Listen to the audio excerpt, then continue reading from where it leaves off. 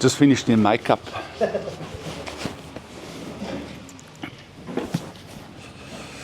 Right, are we going? All right. So, before I get into this, in terms of curse and blessing, the first thing we need to come to a conclusion and an understanding is that hatred for anybody brings curse. Hatred for anybody brings curse. If you're living in a place of hatred, you hate someone, and hate is a very strong word. Hate is not dislike. Dislike and hate are two different things, okay? So we've got to understand that hatred is something that can be perpetuated, you know. I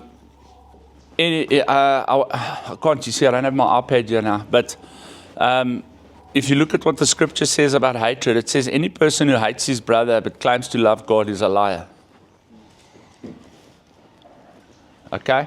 So that's how hatred would bring curse, because the Bible says you must love God with all your heart, all your soul, and all your mind, right? And or all your spirit and all your mind. And if you hate someone else, then it's impossible to love God at that level.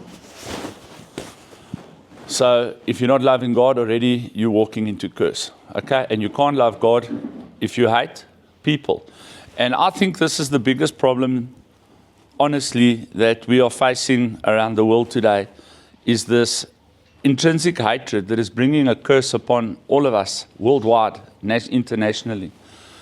We cannot ever hope to build anything of substance in a mindset of hatred, because hatred consumes your entire being to the point where the only thing that you think about is how much you hate the next person or the next group of people. So somehow you have to work towards a mindset of, if those people have really harmed you to a massive degree to the point where you hate them, you have to start working on the forgiveness, because without forgiveness you can't continue forward. And in recovery, forgiveness is a primary in recovery from substances. I think in our country, everyone needs to start working the 12-step program. Every single person in this country needs to start working the 12-step program, so that they can find within themselves, you know, two things, you know, forgiveness primarily, and the second thing, making amends with one another for whatever reason or for anything that they've been involved in their lives, to start making amends with other people to try and work towards rebuilding the country. It's got to start at an individual place. You know, we look at problems that are facing us and we all blame all kinds of things for the situation we're in. I did a live this morning about this whole story at the White House, right? And I've spent the weekend in between studying. I've spent watching commentators, podcasts, and news media from around the world. And it's quite clear the bias that is in people in terms of their own personal agendas and in terms of forwarding their own strategies and goals based on what they saw in that meeting. And I want to say this, that, you know, different people have different views. You know, even within that meeting, blame was placed on crime. Crime is actually the problem. You know, it's not genocide of a certain group of people. Now, if you look at the United Nations and how they classify genocide, then we're definitely in a genocide. But it's not targeted at one racial demographic. This is my argument. It's not targeted at one specific group of people. Every single person in this country is at risk of being killed today. Every single person. Because we have a system in this country where crime is not investigated properly, crime is not prosecuted properly, and criminals run the country. And when I say run the country, I'm not pointing fingers at the government and saying the government is a bunch of criminals. I'm saying that crime as a whole is running this country. You know, we've become what they call a narco state. You know, every single one of us here is guilty of it. Every single one of us knows if we get stopped in a roadblock and we're doing something wrong or we're carrying contraband, that we can commit the crime of bribery to get out of that situation. In other words, now crime has become an endemic problem in every single one of our minds. Okay? And so we can blame crime, okay? And say crime is the problem, okay? But having said that, okay, what is our individual involvement and what is our individual practice when it comes to crime? Now, for those of us that were in addiction, I think we should leave out of this discussion, because we all know what our role has been when we are hungry for a fix and we have no avenue of obtaining the finance required to get our hands on that fix. I think if we, let's say, I don't know, what are we, 50 guys here, right? If we're 50 guys here, I would say 46 have been involved in crime in order to, you know, get to their drug of choice, okay? I always refer to the alcoholics, you know, they always like to sit back and say, oh, no, we just drink, we're not criminals. Really, sir? Never driven a car drunk, eh? Never come out of the pub, stepped into your car, and swerved your way home. No? You haven't, eh? Never, not once. You know, never opened a beer in public or had a sip of your Brannas and Coke there quietly in public. It's a crime, brother. It's against the law. You have committed a crime. And so we try and justify the levels to which we commit crime. But then when we sit in a situation where crime now starts developing its own trajectory to the point where I think, I speak under correction, but I'm hearing figures anything from 27 to 86 people being murdered a day. One person every 3 hours, or 3 people every hour, I don't know which way around it went, are losing their lives in our country. I saw statistics yesterday. It's all over the internet. You know, people are jumping on this bandwagon because of this meeting, okay? That, I'm rounding it off, right?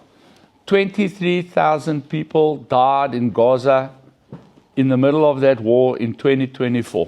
23,000 people have died in 2024, up until the end of 2024. So that's not including this 6 months now, up to June now, right? In South Africa in 2024, 26,000 people died as a result of murder and crime. Now give that a thought, right? And then start thinking about curse and blessing and God. You know, how is it possible to murder your brother if you love God? How is it possible to murder your brother if you love your neighbor as God instructs you to? You know, I heard now, like even here, you know what, eh?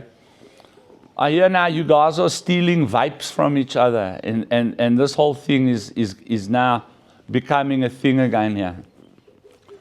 You know, to me, you know, it makes absolutely no sense that you would sit in this place, okay, and look at people that are in the same and some even in a worse situation than yourself, okay, and then steal from those people. You know?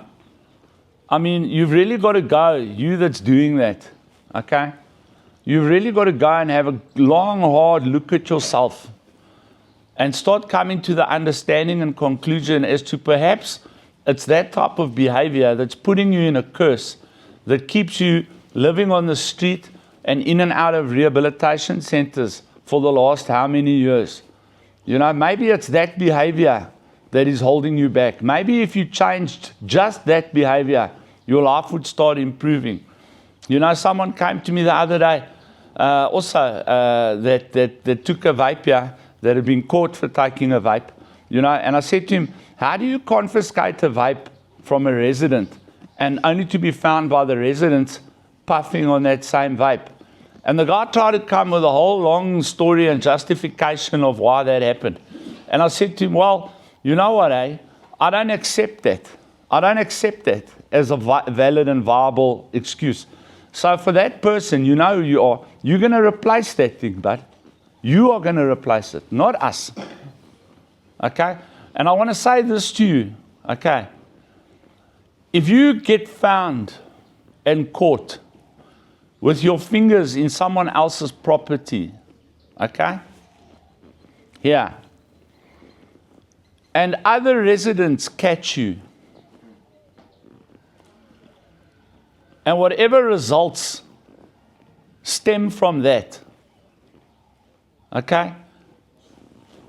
Don't come and cry at the office, bud, that this happened to you, or that happened to you, or the rest happened to you. You took the risk. You were aware of the risk. You were caught. Good luck.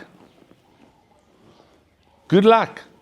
Because even if we involve the police after that, even no matter what happens, you are still going to be carrying the consequence of that risk that you took.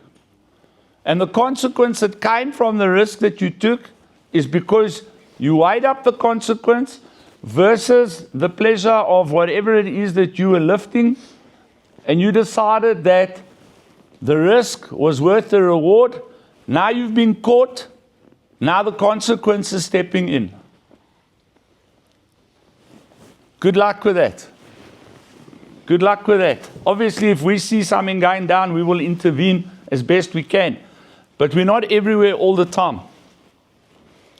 And I'm saying to you here that because you lived in a certain way and you believe the rules work in a certain way because of the way you were brought up and all of these types of things and blah, blah, blah. There's people here that haven't lived according to that way. There's people here that have been involved in serious and organized crime. There's people here that are here for diversions due to domestic violence, assault GBH, all these types of crimes that they committed while they were living in their understanding of life. And now you're stealing from these people. When they catch you, they're going to resort to the methodologies they understand. And you are going to suffer the consequences of those actions.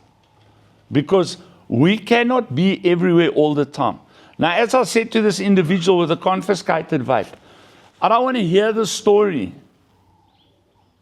The solution is stop vaping, stop smoking. That's the solution.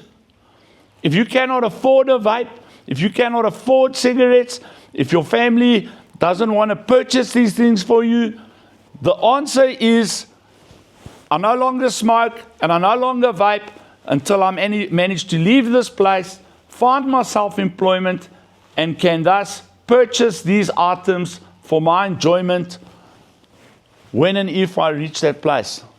But to steal from someone else, to still feed your addiction to nicotine, yeah, you must understand there's a problem. Okay.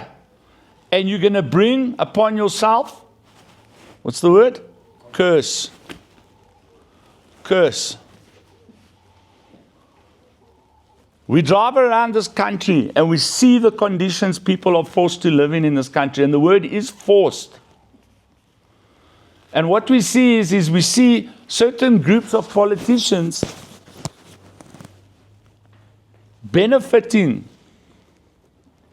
from the suffering of people in this country through establishing all kinds of things, political parties, funds, all these types of things that they establish in order to further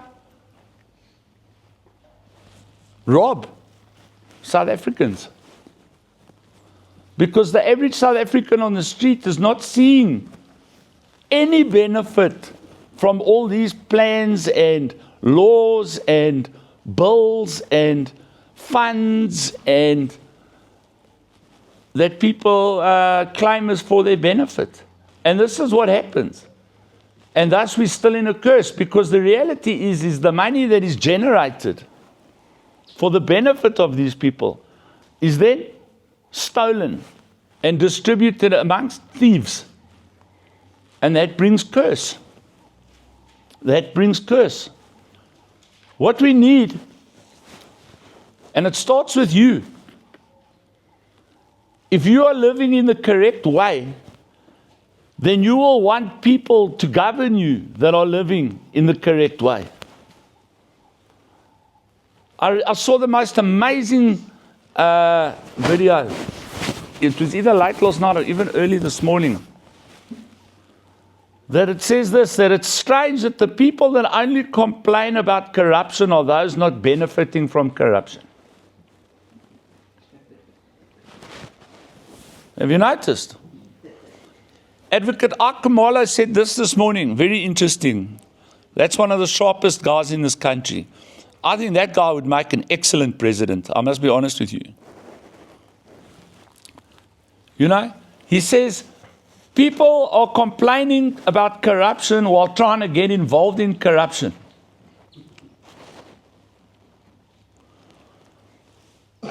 Standing in the queue to try and benefit from the corrupt methodologies and people in this country, and when they are excluded then from the corruption through whatever reason, they don't have the connections or whatever the case, they're not trusted, they're this, they're that, only then do they start complaining about corruption. But if they are brought into the fold of corruption and included in corruption, quiet as mice.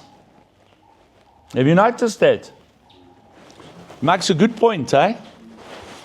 And that speaks to you as an individual. If I must tell you the amounts of money that I've turned down in my life since I started focusing on what is right over what is beneficial for me. What is right over what is beneficial for me. I'm telling you that I've walked away from potentially, it's not written down or accounting, but just in terms of affiliations to mega churches and mega Christian movements, and what that could have potentially brought for me in rand value, it must be in the hundreds of millions of rand. In potential book deals and DVDs and speaking on massive platforms where up to 1 million people are present and these types of things. I've had those opportunities. And due to certain integrity issues that are discovered while being groomed to do this, I walked away from it. I walked away from it. I chose the life of average based on morality and integrity over the life of opulence and billionaire, possibly status, all right, potentially status, because I would prefer to be able to be answerable to God with a clear conscience than stand on a platform and potentially lead millions of people along the road of destruction based on fake doctrine in order for personal benefit. And that's the example I'm trying to set here. You understand? It's easy to put up. You know, you can open a church tomorrow. You can go, you can present a business plan to a bank and they'll lend you the money. And you can pay the bank back. And you can establish an entertainment center disguised as a church very quickly. And bring in hundreds of thousands and millions of people and put up TVs and run production companies and sell those rights to various TV organizations that are looking for content and make massive amounts of money through that and through advertising and through selling Christian products and encouraging people to tithe to you. You're telling people that every single person that's going to give you money is definitely 100% going to get that money back X amount of fold based on biblical scripture. But then you look at what the generalized teaching is of Jesus Christ and others like him, the apostles, all right, that died poverty-stricken poverty-stricken, but not multi-billionaires riding on Arabian ponies around the Middle East and traveling in luxury Roman vessels to go and spread the gospel. No, bro. Walking on foot and in threadbare clothes and being murdered for their faith is where it went. You must give that a thought. You understand? Now I want to tell you that there's pastors and preachers and evangelists out there with massive integrity who God has blessed. There's Christians out there that have reaped the benefits of the reap and sow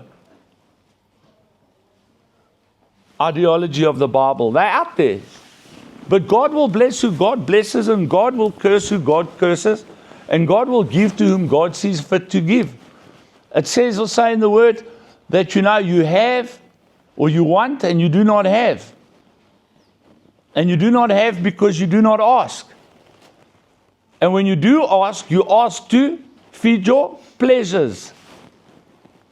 Do not think that God will bless such a person. It says it in the Word. It says things like, you're like a vessel on the ocean, being pushed to and fro by whichever wind takes you. You have no rudder. You're not going to get to any destination like that. This week you believe this, next week you believe that, next week you go with this guy, next week you go with that guy, next week, whatever you think is going to benefit you at that time, that's the direction you go. You're going to go nowhere. You have to find something upon which you can plant your core belief, upon which you can plant your integrity, on which you can plant your moral compass. If you don't have these things, you're going to go nowhere. Wise men have said, a man who stands for nothing falls for everything. What do you stand for? And you need to develop that. It's not something that just pops up in your brain. You need to have a look at the options that are available and decide what you're standing for. You look at a massive religious movement like Islam or Christianity, the reason these things have grown to the size that they've grown is because the people that practice them on both sides, Judaism, another one, practice them unwaveringly, bro. And this is what attracts more followers to it, is because people see that those that stick to the path, that are immovable on their path, receive benefit simply by walking the path. What path are you walking? You walk in the path of addiction. And you are reaping the benefits of walking the path of addiction. You've walked that path of addiction unwaveringly, unmovably. Your morals, your integrity are tied to that belief system of addiction, and you have received the rewards of that. What are the rewards of that? Jails, institutions, death. So even within your own walk, you can identify that that is true.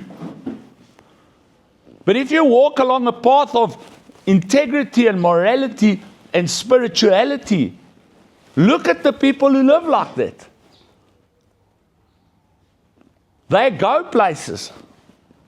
They improve. Their lives get better. Their generational lives get better. They bring their kids up with a proper perspective.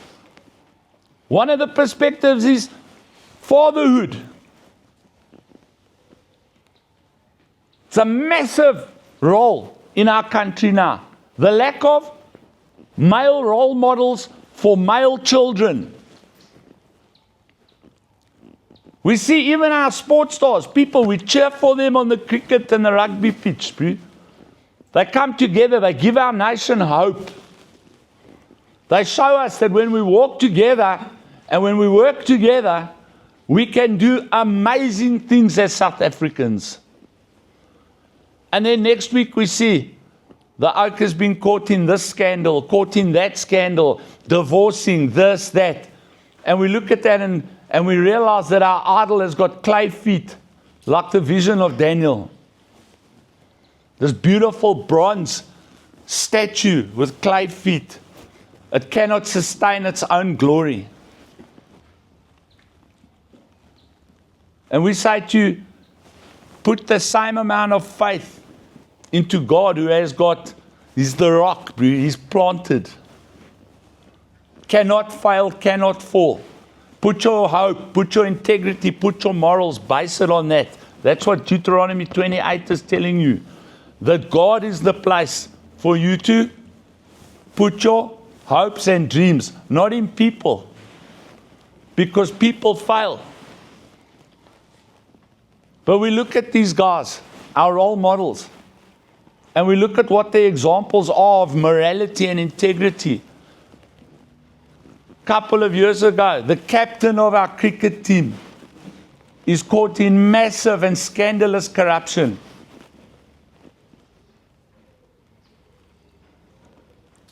People look at him and go, well, he was a successful guy. That's what I need to do. Corruption and crime to get where I am. He will not go down, and he was. He was the best cricket captain in the history of world cricket. Period.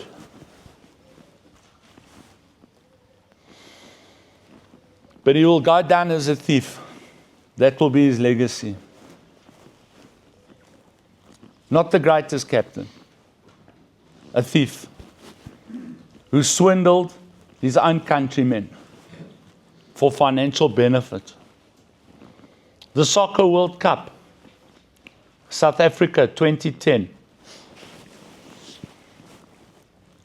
A platform upon which we could have rocketed this country into the stratosphere, into the universe in terms of wealth and health. What do we remember the 2010 World Cup as being? They fired the head of FIFA. Blatter, what is his name? Blatter. Our entire soccer federation implicated in corruption and underhanded dealing. I don't know how many stadiums standing empty, growing grass now. Millions and billions of rands wasted. And South Africa, once again, right in the middle of corruption and scandal. That's the legacy of our country now.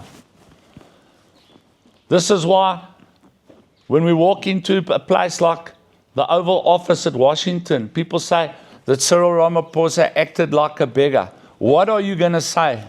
What are you going to say? When you've got incident after incident after incident after incident after incident of theft, crime, corruption, this, that, degradation of cities, biggest drug addiction problem in the world. The people that are providing the food for your country being murdered left, right, and center. Your citizens can't go out at night because they're being murdered left, right, and center. Everyone in the country is interested only in, whatever people are interested in here, but not on production, not on growth, not on improvement. But, trying to look like they, this is a big problem with South Africa, eh? People are not building. People are not creating. People are just interested in what they're wearing, what they're drinking, and what they're driving. This is the issue. The vast majority of South Africans, as much as they hate America, everything they do is to copy the Americans. We copy the black Americans' clothing. We copy their music. Everything we do, we just replicate what other people are doing. Every now and then you get a guy, particularly in music in South Africa. There's no doubt in my mind that we have the best musicians in the world in this country. But instead of creating their own thing, they follow. And every now and then, one pops out of the woodwork that does his own thing, and it takes fire worldwide. But we need more people like that. We need innovators. We need people that can build something, that can grow something, that can establish something. I was so embarrassed with what I saw at the White House, because a person who's representing us as our number one is begging for a bowl of food in front of the world while his country is on fire, created by him and his party. I remember I was there in 90 and 91 when Mandela was released. I was alive. I was on duty the night that Mandela came out of prison. I was on duty in Hillbrow. I saw the excitement and the joy and the hope of hundreds of thousands of people running and singing in the streets. I was there. We were there to protect the property from possible problems. But there was no looting that night. There was no violence that night.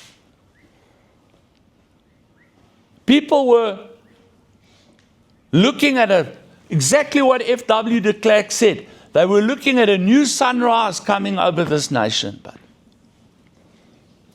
And at that point, I was still a confirmed racist.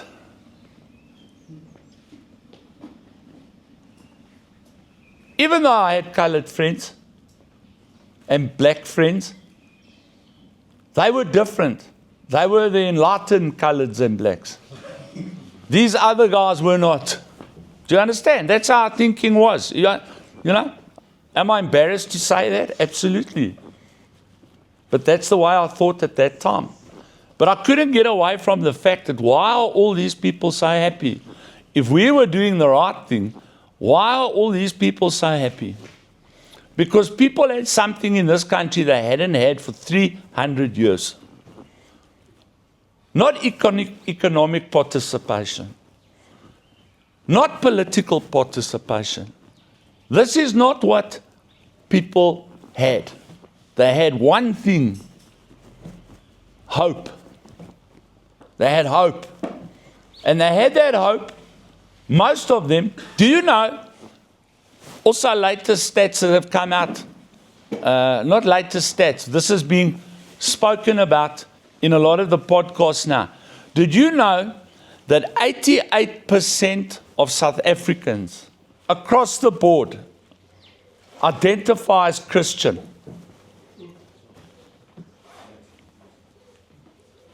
Are you aware of that? If you go Easter time, right?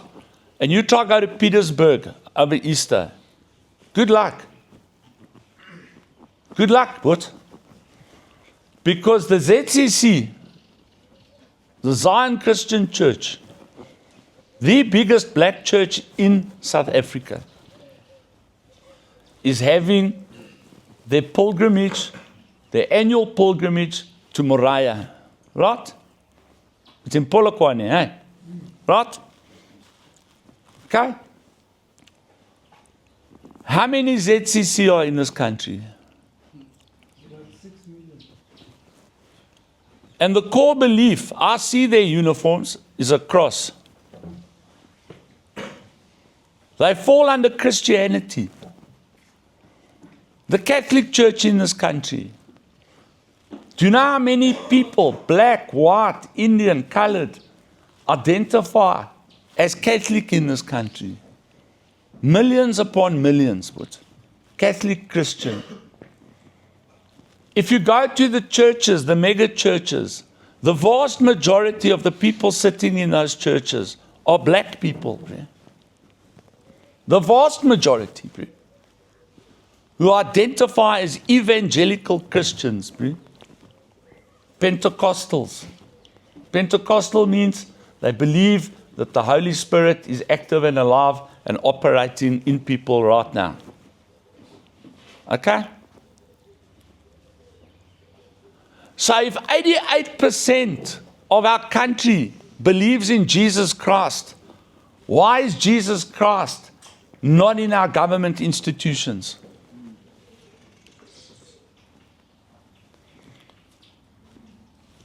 Islam is tiny in this country, in comparison to Christianity. Even traditional belief is small compared to Christianity. And yet,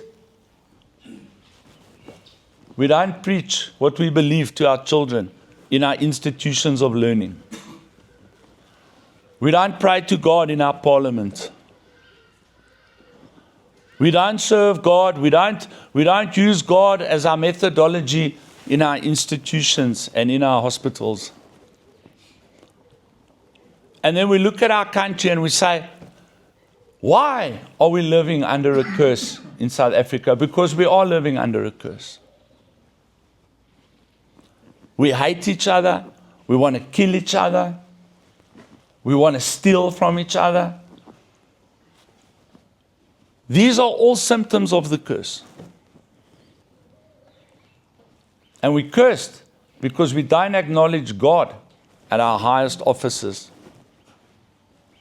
We don't glorify God in our homes. We glorify MTV, Netflix, YouTube, TikTok, Facebook, Instagram. That's where we spend our lives. And when we watch those things, they're amazing tools for evangelism as well, those platforms, as I'm finding out. Amazing tools for political voice and amazing tools for evangelism. But what do we watch when we watch that stuff? It's true. It's true. Violence, massive violence. I watched a show the other night with Tom Hardy. I thought Quentin Tarantino was a hectic guy with violence. What was that thing called with Tom Hardy? Havoc. My bad. You know when Mel Gibson brought out Passion of the Christ, and quite a while before that he brought out Braveheart, huh? They reckon at that time those were the two most violent movies.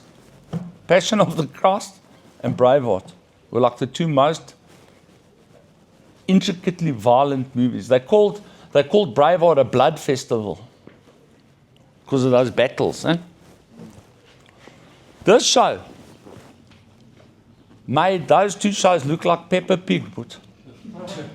Now, having said that, people will want to watch it now. People will want to watch it. It is ludicrously violent. But you must remember, when you watch that stuff, it gets imprinted into your mindset. And if you keep watching it, keep watching those types of things, your body develops, or your brain develops, a system whereby it now sends dopamine to your brain based on the enjoyment that you're receiving from watching the violence. And so you become inclined. I said to Loyiso, he said to me, gee whiz, have you checked all the stuff from, these far left-wing parties now all over TikTok and that since this Donald Trump thing? He says that's all that's on there. And I said to him, you're incorrect. You're only seeing that because you're watching it, and the algorithm of TikTok has identified that that's what you like watching, so it keeps sending you the same thing. If you start watching something different, you'll start seeing something different. It's like me on YouTube, right? I love YouTube because I'm what they call politically center-right. Do you know what that means? Okay? I didn't know either. I've discovered this recently. Okay? In other words, I'm conservative, but not extreme. I'm conservative in that I'm not liberal. In other words, my core beliefs are things that liberal people generally push towards. All right? In other words, I'm anti-abortion. I'm pro justice. I'm pro da-da-da-da-da-da, but not to the point where, and I'm non-racially aligned. Completely non-racially aligned. Which is a massive step for me over the last 20 years. Let me tell you something. You know what I'm saying? Center, right. Okay? If you watch that stuff on YouTube, that's what YouTube sends you. So if you watch anything that has to do with religion, religious debate, podcasts, like the podcasters that you choose, like I won't choose, what was this guy from CNN that got fired now, that started that gay guy, that black guy? I won't watch that, so it won't send me stuff like that.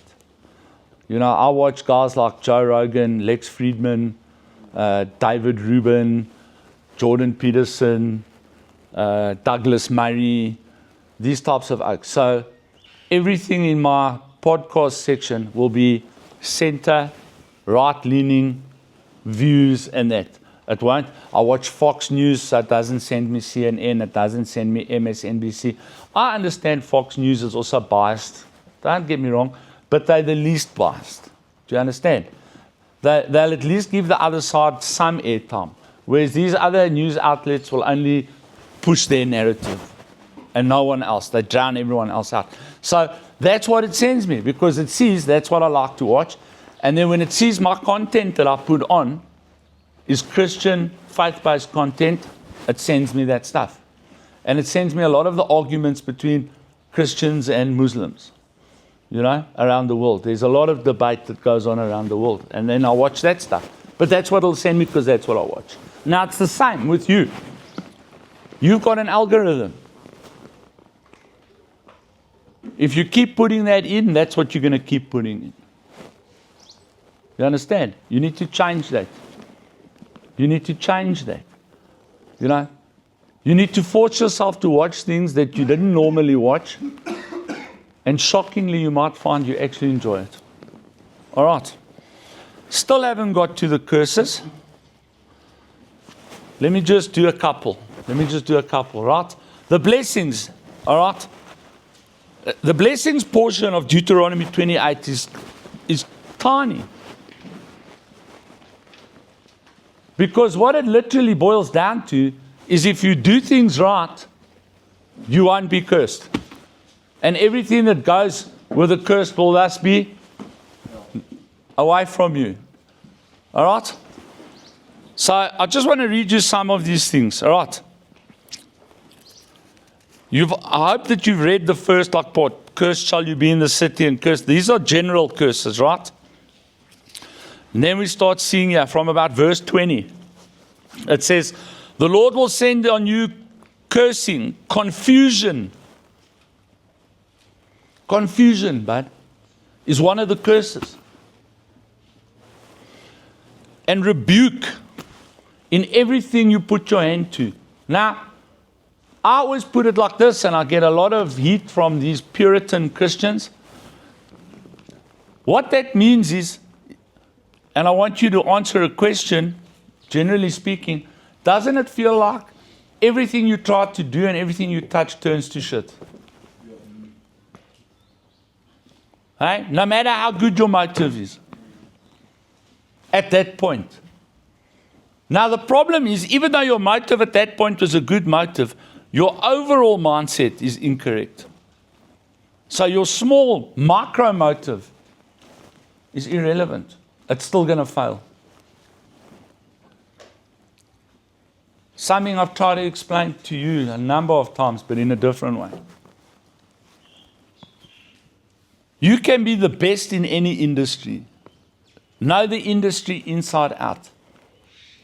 But if your motive is incorrect, and the reason for wanting to expand is incorrect, at some point within whatever endeavor you put your hand to, the curse is going to step in. I saw that with my aluminium business. Money. It was flowing like waterfalls, but where did that money take me? I promise you, onto the precipice, the actual, right there, standing with two of my feet over the edge of the cliff, on gravel, getting ready to go. And God caught me. Money turned out to be a massive curse in my life. That's why I don't handle money. There, the money gets handled there. I don't. As long as I see there's enough to pay the bills, buy the food, sort out the things that I need sorted out, I'm happy. The rest is not my problem. I'm not interested. Don't want to know. I have a look now and then to check what's happening.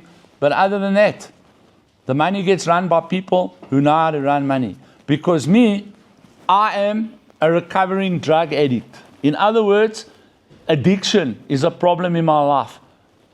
And you can get addicted to money, you can get addicted to the internet, you can get addicted to social media, you can get addicted to a million of destructive things in your life. Don't think because the drugs are now out of your life that you can't get addicted to cash, and you can't get addicted to women, and you can't get addicted to other things, but I've chosen to move my addictive mindset into the Word. That's where I'm focusing my addiction.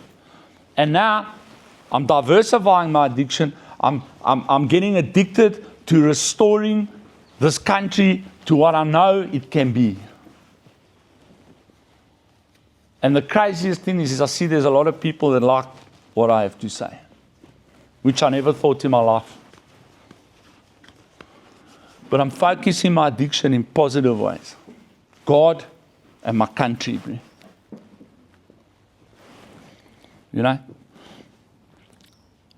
Someone said to me, I read on the Carte Blanche blog after Carte Blanche last night. After the meeting, you've got three choices. Walter Cardinal, they gave you three choices. You know, will this benefit South Africa was one of the choices. And I didn't pick one of the three choices. I wrote a comment.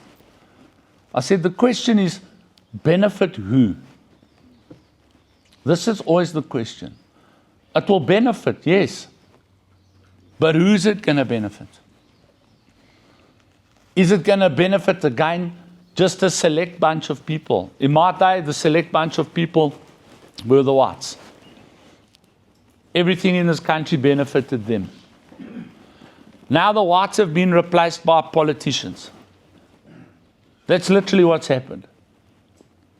So now the whole of South Africa is still in the same trouble it was always in, but the demographic has shifted where the whites only benefited, now only the politicians benefit, and those who know the politicians. The rest of us don't benefit. All of us. We don't benefit. They've established a small white middle class that run the economy.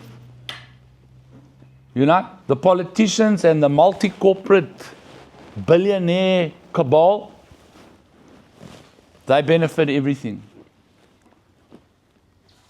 And until it starts benefiting everybody, then no one is benefiting. So everyone does. If you don't agree, you must make your voice known. We can have a debate. You know, as you sit here now in recovery, okay, and you look at your family dynamic, all right, if your family is not in politics, all right, are you benefiting? You know, 1.4 million government employees, of which the vast majority earn more than R1 million a year. And what are they doing? Can you see the results for that type of pay? It's a problem. Huh? Argentina, which has now been taken over by a center-right government, has eliminated, when I say eliminated, fired the vast majority of its government, okay, and started from ground level up. The economy has exploded.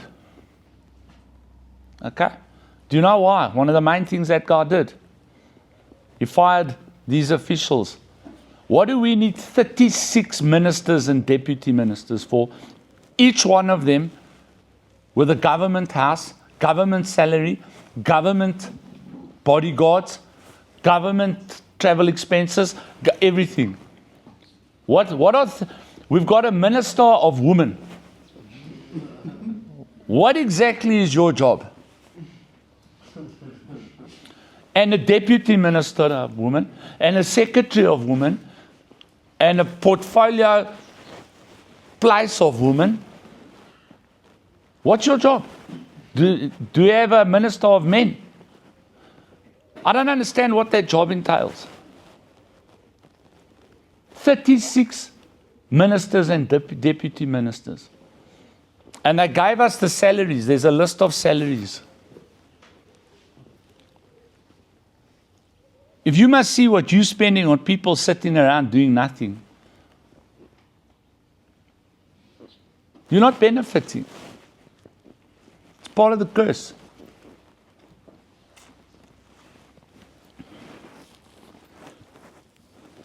Until you are destroyed and until you perish quickly. What is the word perish? Slow decay. Slow decay. So you will have slow decay quickly. Until death, absolutely. The end result is death. Because of the wickedness of your doings in which you have forsaken me. I'm going to leave it there. What God means there is, how are you treating the people that I've put on this planet? You have forsaken me in the manner that you deal wickedly with people around you. I don't understand. I'm telling you, if I were the leader of a nation, I would not be able to sleep at night. If I had, let's say, the vehicles and the homes that these people have, knowing that children are starving tonight in my own country. That is wickedness, but to live behind massive walls with soldiers with guns protecting you from the people that you are systematically starving to death. I wouldn't be able to sleep at night, regardless of how many jets I now owned and suits that I had and walk-in closets full of shoes and all these types of things. And that, if you can live like that, while the people that you elected to represent are living the way that many of our countrymen are living in this country, you are wicked and evil. You are forsaking God. And you are bringing a curse, not only upon yourself, because we are telling God, we as the inhabitants of this nation, we are telling God, we have chosen these leaders. They represent us, not only before the world, before God. And if they are dealing wickedly, we then receive the consequences of their wickedness because we have said, that's our representative.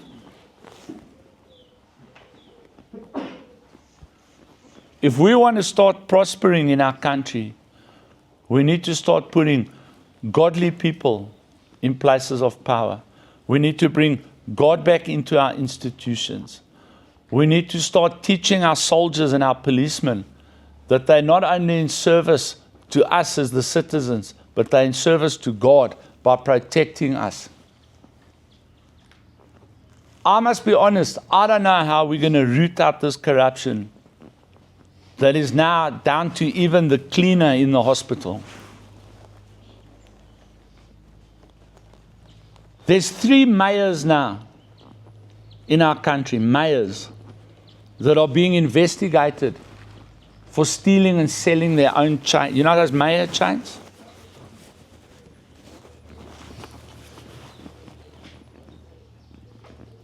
Can you imagine? Huh? The symbol of your mayorship. You steal it and you sell it.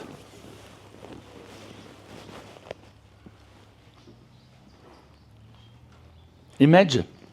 What does that say about, I'm going to say it loud. What does that say about your culture?